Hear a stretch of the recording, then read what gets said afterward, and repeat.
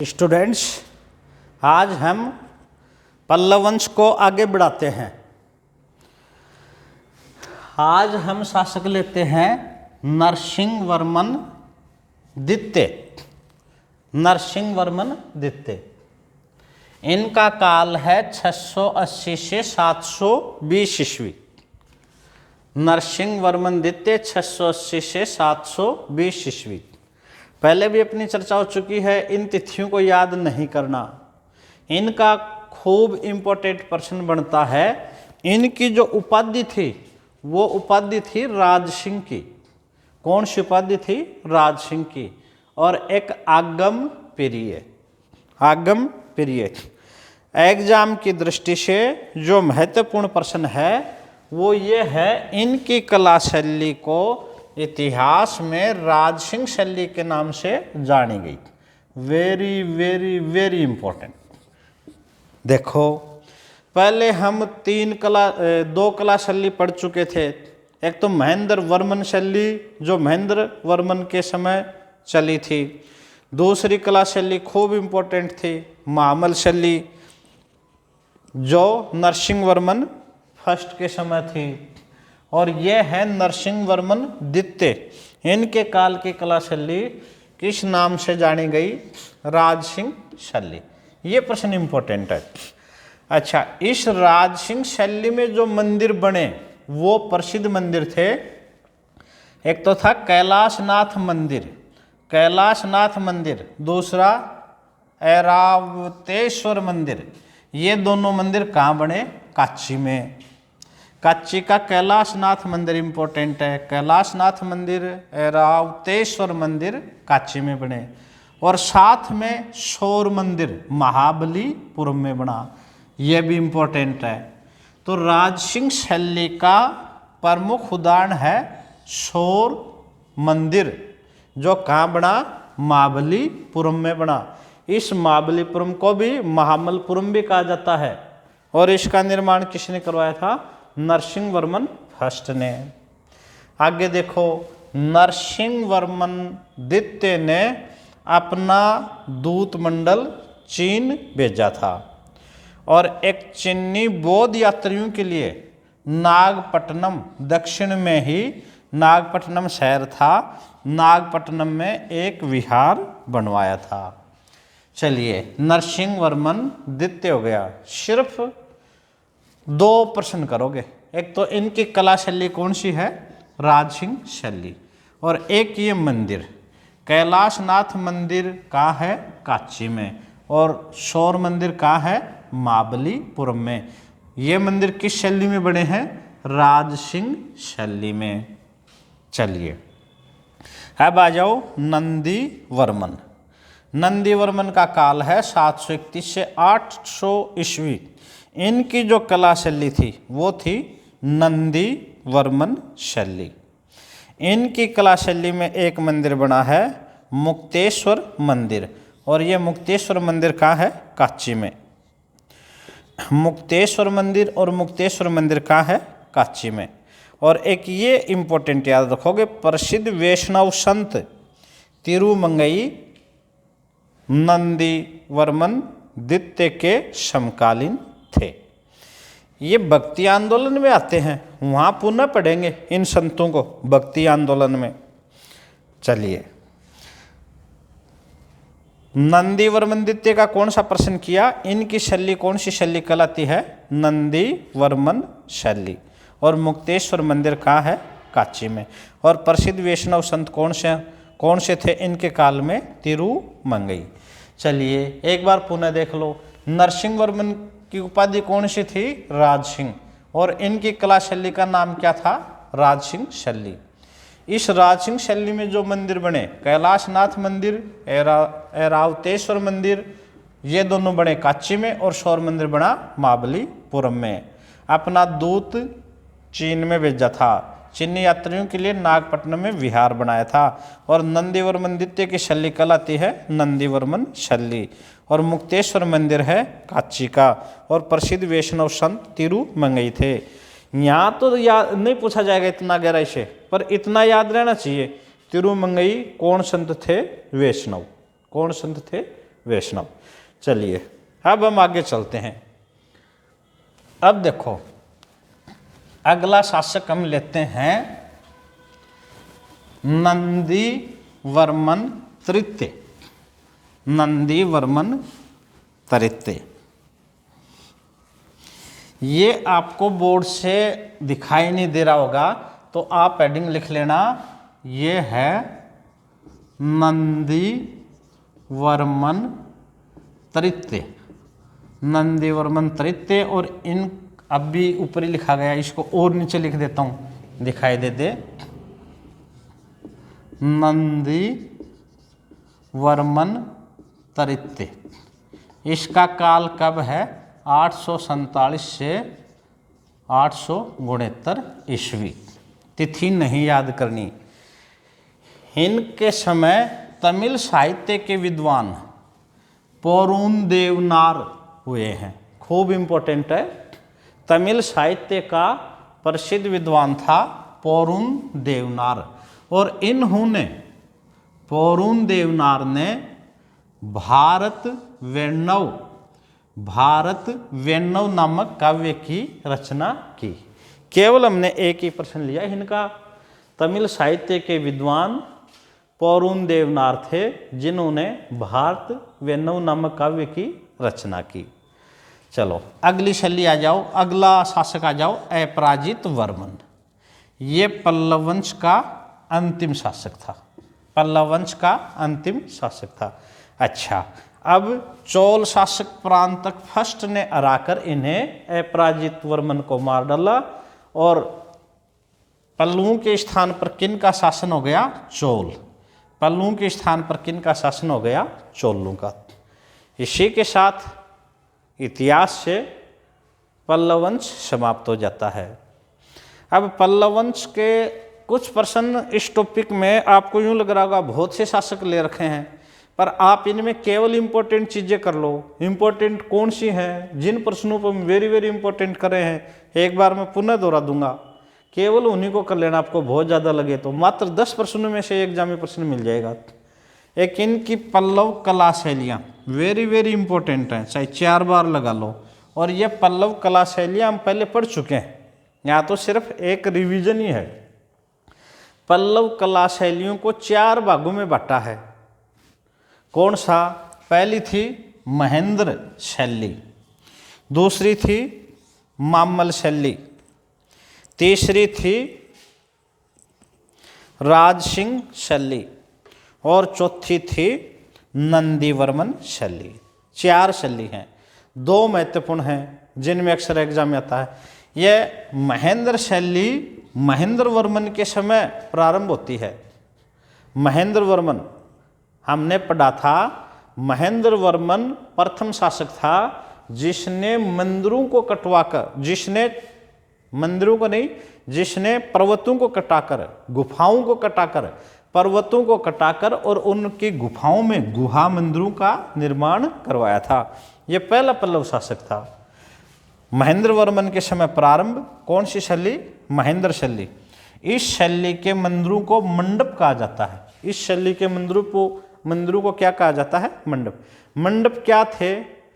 चबूतरे और स्तंभ, चबूतरों पर स्तंभ बनाए गए थे और स्तंभों पर फिर ढांचा तैयार किया गया था। तो आप तो एक बात याद रख लेना, महेंद्र शैली महेंद्र वर्मन की है, पर ये पूछेगा तो ये पूछा जाएगा इस शैली के मंदिरों को मंडप कहा जाता है, या सबसे पहले गुहा मंदिरों का निर्माण किसने करवाया था? महेंद्र वर्मन ने, जो किस शैली में है?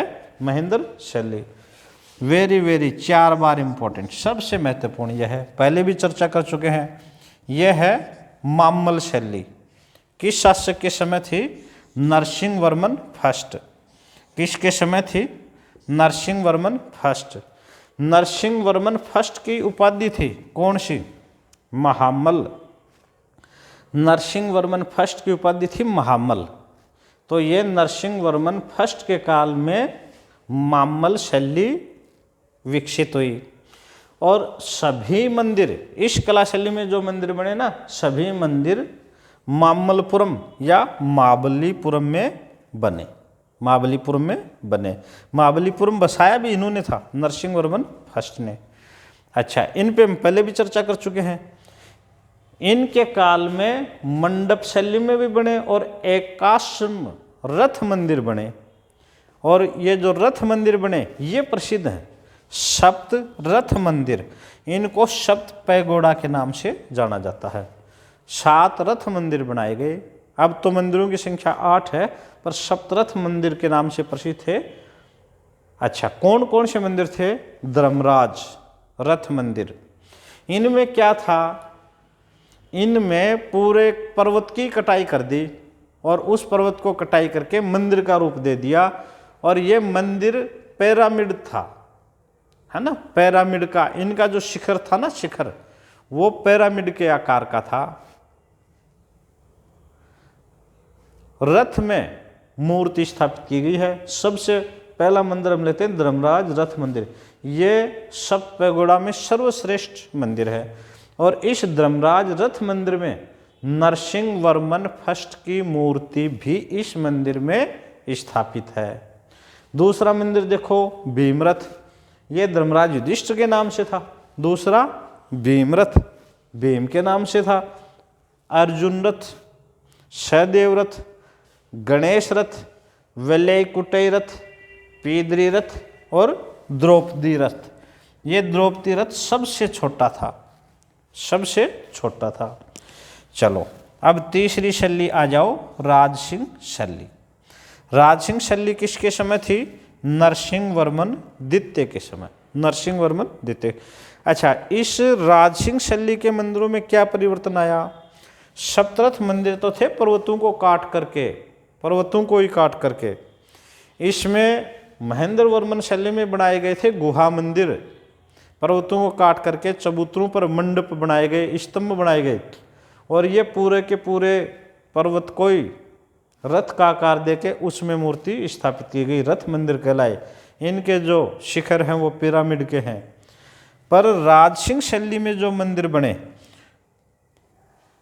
वो पत्थर व ईंटों की सहायता से इमारत के रूप में होते हैं ना, इमारत। जैसे हमारे उत्तर भारत में हमारे घरों में जो हमारे गांवों में जो मंदिर हैं, या उत्तर भारत के जो मंदिर हैं, मतलब इमारत के रूप में, पर्वत पर नहीं, पर्वतों को काट करके नहीं। तो किससे बने? पत्थर व ईंटों की सहायता से इमारती मंदिर बने। अभी हमने सौर मंदिर पढ़ा था ना, सौर मंदिर नरसिंह वर्मन द्वितीय का, इसी राजसिंह शैली का प्रसिद्ध मंदिर था। और ये राजसिंह शैली किसके समय थी? नरसिंह वर्मन द्वितीय के समय। अच्छा, अब अंतिम शैली थी नंदी वर्मन शैली। इसे अपराजित शैली के नाम से भी जाना जाता है। एग्जाम में आ जाए, पल्लव शासक में कौन सी शैली नहीं थी? महेंद्र वर्मन शैली, मामल शैली, राजसिंह शैली और एक दे नागर शैली। तो कौन सी शैली नहीं थी? नागर शैली। अब देखें, पल्लव काल में हम लेते हैं धार्मिक आंदोलन। पल्लव काल में हिंदू धर्म का विकास हुआ था और भक्ति आंदोलन का प्रारंभ भी पल्लव काल से मानते हैं। पल्लव काल में शैव व वैष्णव दोनों धर्मों का विकास हुआ था। पल्लव काल में दक्षिण भारत में हिंदू धर्म का प्रमुख विकास हुआ और वेरी वेरी इंपॉर्टेंट है, काफी बार एग्जाम में पूछा है। अलवार, नैनार तथा अलवार संतों ने भक्ति आंदोलन प्रारंभ किया। देखो यहाँ 2 शब्द आ रहे हैं, एक तो नैनार और दूसरा कौन सा आ रहा है? अलवार। नैनार तथा अलवार संतों ने भक्ति आंदोलन प्रारंभ किया। नैनार किसको मानते थे? शिव को, ये शिव भगत थे। अलवार किसको मानते थे? विष्णु को, ये वैष्णव भगत थे। एग्जाम में बहुत बार पूछा जाता है, अक्सर हम भूल भी जाते हैं। तो एक बात याद रखना, तीसरे नेत्र के लिए कौन प्रसिद्ध है? शिव। नयन, नयन किसका? नयन तो तीसरे नेत्र से मतलब है और नयन शिव का है। तो याद रख लेना, शिव भगत कौन थे? नयनार। शिव को जब गुस्सा आता था तो तीसरा नेत्र खुलता था। कौन सा खुलता था? तीसरा नेत्र। तो नैनार कौन थे? नैनार थे शैव भक्त। और अलवार कौन थे? अलवार थे वैष्णव भक्त। अच्छा, नैनारों की संख्या थी 63, अलवारों की संख्या कितनी थी? 12। एक इनके प्रमुख संत है, जो नैनार संत थे ना, उनमें अपार, सबंदर, सुंदर मूर्ति, तिरुज्ञान, ये प्रसिद्ध नैनार संत थे जो पल्लव काल में हुए थे। और अलवार संतों में प्रमुख कौन थे? तिरुमंगई, पोइगई, भूतयोगी, पोडी, ये कौन से थे? अलवार संत। तो यहाँ एग्जाम से 2 प्रश्न बहुत इंपॉर्टेंट बने हैं। एक तो नैनार कौन थे? शैव भगत। अलवार कौन थे? वैष्णव भक्त। एक तो ये प्रश्न इंपॉर्टेंट बना। फिर एक ये नैनारों की संख्या कितनी थी? 63, अलवारों की संख्या कितनी थी? 12। अच्छा, सारे संत तो आपको एक बार में याद नहीं होंगे, बाद में याद हो जाएंगे। सिर्फ एक अपार याद कर लो। अपार कौन सा था? नैनार। अपार कौन से संत थे? नैनार। और सिर्फ एक ये कर लो, तिरुमंगई। तिरुमंगई कौन से थे? अलवार। एक बार केवल ये 2 ही याद कर लो, इनसे ही एग्जाम में आएगा तो यही आएंगे। अपार कौन था? नैनार। और तिरुमंगई कौन था? अलवार। यही भक्ति आंदोलन दक्षिण से, द्रविड़ क्षेत्र से फिर उत्तर भारत में पहुंचा है। भक्ति आंदोलन पढ़ेंगे तब इनको पुनः पढ़ेंगे। चलिए, अब पल्लवों में हम 2 प्रश्न और कर लेते हैं। देखो, फिर पल्लवंश हमारा पूरा हो जाएगा। एक प्रश्न बता दो, अलवार कौन थे? अलवार थे वैष्णव। और नैनार कौन थे? शिव। हमने याद किया है नयन, शिव का तीसरा नयन। नयन नाम आते आपको कौन दिखाई दे? शिव दिखाई दे। तो नैनार शिव, अलवार वैष्णव। अब 2 प्रश्न और देखो। एक देखो, पल्लव काल में 6वीं से 8वीं शताब्दी के मध्य, 6ठी से 8वीं शताब्दी के मध्य पल्लव व चालुक्य शासकों के मध्य, चालुक्य शासकों के मध्य संघर्ष हुआ। इनकी बड़ी दुश्मनी थी। पल्लव और चालुक्य दक्षिण भारत में आपस में खूब लड़े। कब तक लड़े? 6ठी से 8वीं शताब्दी के मध्य। तो इनका इतिहास प्रसिद्ध दुश्मनी है दक्षिण भारत में। किसके मध्य? पल्लव व चालुक्य, 6ठी से 8वीं शताब्दी के मध्य। एक और देखो, ये जो पल्लव शासक हैं, पल्लव शासकों ने कांची विश्वविद्यालय को, कांची विश्वविद्यालय, कांची विश्वविद्यालय को संरक्षण दिया। कौन से विश्वविद्यालय को दिया? कांची विश्वविद्यालय को। कांची विश्वविद्यालय को संरक्षण किसने दिया? पल्लव शासकों ने। पल्लव शासकों ने कांची विश्वविद्यालय को संरक्षण दिया। चलो, एक प्रश्न हम और करेंगे। ये जो पल्लव शासक हैं, इन्होंने पहले प्राकृत भाषा, पहले ये अपने लेख प्राकृत भाषा में लिखते थे, परंतु बाद में किस में लिखने लगे? संस्कृत भाषा में। तो पल्लव शासकों ने किस भाषा को संरक्षण दिया? संस्कृत भाषा को संरक्षण दिया। पहले ये लिखते थे प्राकृत में, बाद में इनकी भाषा, कभी लिखने भाषा कौन सी हुई? संस्कृत। इसी के साथ हमारा पल्लव वंश पूरा होता है। खूब इंपॉर्टेंट है, आपको याद करने हैं। यदि आप कहो 10 प्रश्न बताएं इंपॉर्टेंट, तो 10 प्रश्नों में से भी आ सकता है। देखो, मैं एक बार फिर दोहरा देता हूँ जल्दी से। सबसे पहला, पल्लव वंश का संस्थापक कौन था? कौन था? सिंह विष्णु, जिसकी उपाधि कौन सी थी? अवनी सिंह। अच्छा, इनके दरबार में कवि भारवी रहता था, जिन्होंने क्या लिखा, किराता अर्जुनियम, किराता अर्जुनियम। फिर अगला हम शासक लेते हैं महेंद्र वर्मन प्रथम, जिसका सबसे महत्वपूर्ण कन्नड़ भाषा में एक ग्रंथ लिखा था। आप बताओ कौन सा लिखा था? मतविलास पर हसन, मतविलास पर हसन नामक नाटक लिखा था, जिसमें कापालिकों बौद्ध भिक्षुओं की हंसी उड़ाई गई थी। महेंद्र वर्मन ही प्रथम शासक था जिसने मंदिरों को काट करके, जिसने पर्वतों को काट करके गुहा मंदिरों का निर्माण प्रारंभ करवाया। और इसी महेंद्र वर्मन के समय पल्लव और चालुक्य, जो हम संघर्ष की बात करें ना, पल्लव और चालुक्य के मध्य संघर्ष प्रारंभ हुआ। आपको ध्यान होगा पुलकेशिन द्वितीय पहला शासक था जिसने महेंद्र वर्मन पर आक्रमण करके युद्ध की शुरुआत की थी। और फिर महेंद्र वर्मन के बाद में हुआ नरसिंह वर्मन फर्स्ट, उसने पुलकेशिन द्वितीय को युद्ध में हरा करके मार डाला और इसकी पीठ पर क्या लिख दिया था? विजय। चलो सर आगे देखो, महेंद्र वर्मन के बाद में हुआ नरसिंह वर्मन फर्स्ट, जिसका एक ही सबसे महत्वपूर्ण प्रश्न है। एक तो चालुक्य को हराया, पुलकेशिन द्वितीय को, वातापी कोण की उपाधि धारण की, और एक महामल उपाधि थी महाबलीपुरम या महामलपुरम नगर बसाया, और जिसमें रथ मंदिरों का निर्माण करवाया। खूब इंपॉर्टेंट है महाबलीपुरम में। और शैव आचार्य सुंदर मूर्ति हमने जो किया था ना, सुंदर मूर्ति इन्हीं के काल में हुआ था। अच्छा, चिन्ह यात्री हेमसांग भी इन्हीं के काल में काशी में पढ़ने के लिए गए थे। फिर है नरसिंह वर्मन द्वितीय, इनकी कला शैली थी वो कौन सी शैली थी? राजसिंह शैली। और राजसिंह शैली में कौन से मंदिर बने थे? कैलाशनाथ मंदिर, ऐरावतेश्वर मंदिर, सौर मंदिर।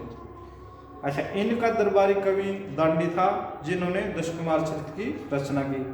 फिर नंदीवर्मन द्वितीय, इनकी कला शैली नंदीवर्मन कहलाती थी। फिर अंतिम शासक हमने किया था अपराजित वर्मन।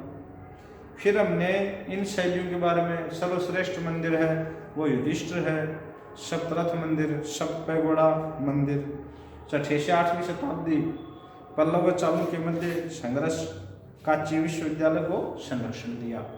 ये पल्लव वंश में इंपॉर्टेंट चीजें हैं, इनको आप अच्छी तरह से तैयार कर लेंगे।